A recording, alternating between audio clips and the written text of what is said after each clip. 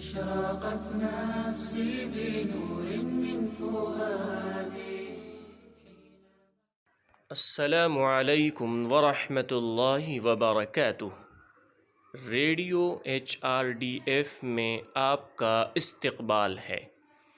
اللہ کے بندوں کی ایک اور عظیم خوبی یہ ہے کہ وہ اپنی جنسی اخلاقیات کو کنٹرول میں رکھتے ہیں۔ وَلَا يَزْنُونَ وَمَن يَفْعَلْ ذَلِكَ يَلْقَ أَثَامًا يُضَاعَفْ لَهُ الْعَذَابُ يَوْمَ الْقِيَامَةِ وَيَخْلُدْ فِيهِ مُهَانًا۔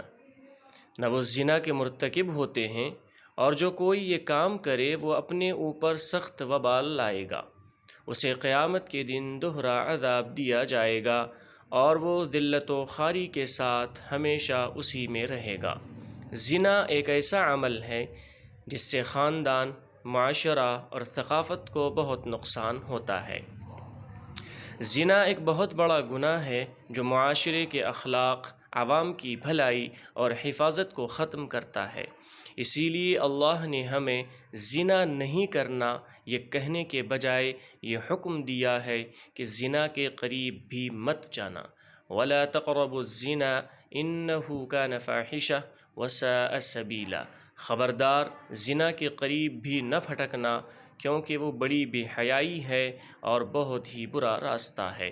یہ تعلیم افراد اور معاشرے پر لاگو ہوتی ہے، صرف بدکاری پر ہی پابندی نہیں، بلکہ یہ بھی حکم دیا گیا ہے کہ وہ ان تمام تر حالات سے پرہیز کریں جس کی وجہ سے اس کی حالت بدتر ہوتی ہے۔ قرآن و حدیث میں ہمیں بتایا گیا ہے کہ زنا کے کیا کیا نتائج ہوتے ہیں۔ امام بیہقی رحمۃ اللہ علیہ کی نقل کردہ حدیث مندرجہ ذیل ہے۔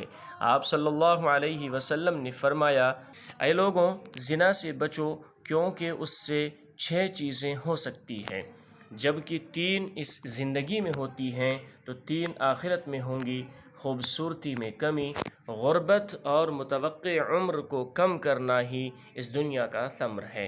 اللہ اور دیگر مخلوقات کا قہر، آخرت میں سخت پوچھ گچھ اور دائمی جہنم کا داخلہ آخرت کا ثمر ہے۔ زنا جو خاندانی تعلقات کو مجروح کرتا ہے، ایسے گناہ اخلاقیات سے مزین شخص سے سرزد نہیں ہو سکتے ہیں۔ وہ نہیں چاہتا ہے کہ یہ بے حیائی اس کے شریک حیات، بچوں یا دیگر رشتہ داروں کی وجہ سے ہو۔ یہ تعلقات ٹوٹنے کے بھی سبب بنتے ہیں۔ زنا کو معاشرتی ہم آہنگی کو توڑنے کی ایک گھناؤنی حرکت کے طور پر شمار کیا جاتا ہے۔ اس میں ملوث افراد کو معاشرے میں ذلیل و خوار کیا جاتا ہے۔ معاشرے کا فرض ہے کہ وہ ایسی صورتحال کو روکے جو زنا کا باعث بنے۔ آداب سے بالاتر مرد اور خواتین ایک دوسرے کے ساتھ گھل ملنا اور آزادانہ جنسی تعلقات کو آج جرم نہیں سمجھا جاتا ہے۔